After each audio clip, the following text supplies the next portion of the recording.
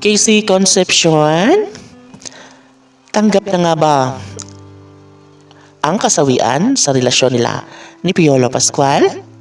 Wala, oy, ano nga ba talaga ang estado sa buhay relasyon ni Piolo Pascual at Casey Concepcion? Sa totoo lang ay maganda pa rin naman ang takbo sa kanilang pagmamahalan ni Papa P at Christina. Sadyang marami lamang talaga ang nakikisawsaw at naninira sa pagmamahalan ni Papa P at Christina. Una sa lahat ay inamin na ni Piolo Pascual at Casey Concepcion na talagang mahal na mahal nila ang isa't isa, na mayroon pang pag-asa na maikasal sila sa tamang panahon. Aminado si Casey Concepcion na kung sakali mang tuluyan sila maghiwalay ni Piolo Pascual ay kanya na itong pinaghahandaan. Ngunit ramdam naman ni Casey Concepcion na talagang 100% si Piolo Pascual nga ang kanyang one and only love na makakatuluyan. Tama? And of course, yan talaga ang pinangarap ni Piolo Pascual noon pa man gagawin at magpupursige lalo si Papa P na maikasal na sila ni Casey Concepcion dahil mas magiging maligaya ang kanilang mga taga-subaybay, no? Kung sakali man na mangyayari ang kanilang tuluyang pagpapakasal. Siyempre,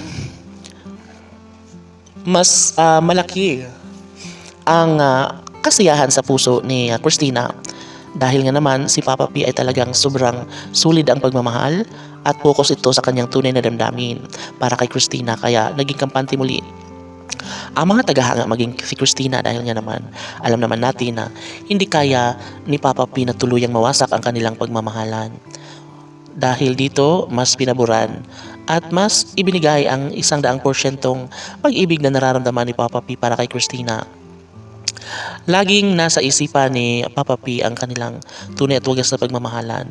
Hindi kailanman mangyayari na mawalang saysay lamang ang lahat sa kanilang relasyon. Dahil dito ay mas pinapaboran ni Casey Concepcion na ibahagi na lang sa taong bayan. Dahil kung ano man ang mangyayari sa kanilang relasyon ay tanggap na rin naman ni Casey Concepcion na magiging sawi sa kanilang relasyon kay Piolo Pascual. Ngunit sabi nga ng netizens na hindi mangyayari na sila ay maghihiwalay dahil tunay at wagas ang pagmamahal ni Piolo Pascual na inilaan para kay Casey Concepcion. Diba? Of course, magiging maligaya ang lahat sapagkat ito lang naman ang pinaka magandang pangyayari sa lahat, ang tuluyang maisakatuparan ang relasyon ni Papa P at Christina at na maaari na ibahagi sa taong bayan ang tuluyang pagpapakasal nila kung sakaling mangyayari nga ang kaligayahang nararapat para kay Papa P at Christina. Kasi PG Fanatics laban!